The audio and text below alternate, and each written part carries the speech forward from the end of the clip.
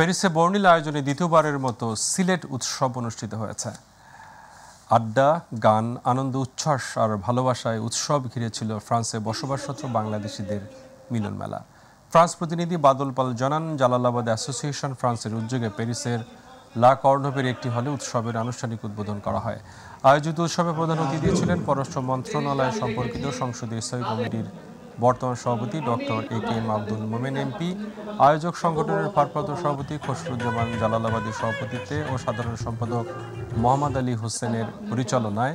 অন্যান্যদের মধ্যে বক্তব্য রাখেন জালালাবাদ অ্যাসোসিয়েশন ইউকের সহসভাপতি মুহিবুদ্দিন চৌধুরী, জাস্টিন ফাউন্ডেশন ইউকের ডিরেক্টর মিজানুর রহমান, সাবেক পররাষ্ট্রমন্ত্রীর ব্যক্তিগত কর্মকর্তা কায়েস চৌধুরী, আইসা প্রেসিডেন্ট ওবায়দুল্লাহ কায়েস, বিডি ফার্নিচারের পরিচালক মিয়া মাসুদ, বাংলা অটো ইকুলের হোসেন সালাম রহমান, প্যারিস বাংলা প্রেস ক্লাবের প্রতিষ্ঠাতা সভাপতি এনায়েত হোসেন সোহেল।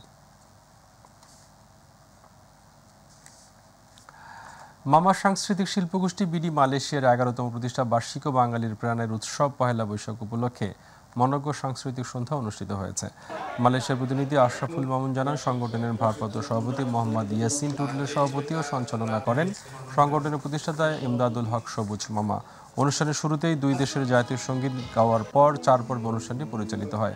অনুষ্ঠানে প্রধান অতিথি ছিলেন কুয়ালালামপুর বিশ্ববিদ্যালয়ের senior professor doctor Imdadul Haque. বিশেষ অতিথি ছিলেন দাতুশ্রী কামরুজ্জামান কামাল, দাতুশ্রী জালালউদ্দিন সেলিম, মনিরুজ্জামান, এস কে সেন্টু, সংগঠনের উপদেষ্টা মোহাম্মদ আলী, দাতু চন্দন সহ আরও অনেকে।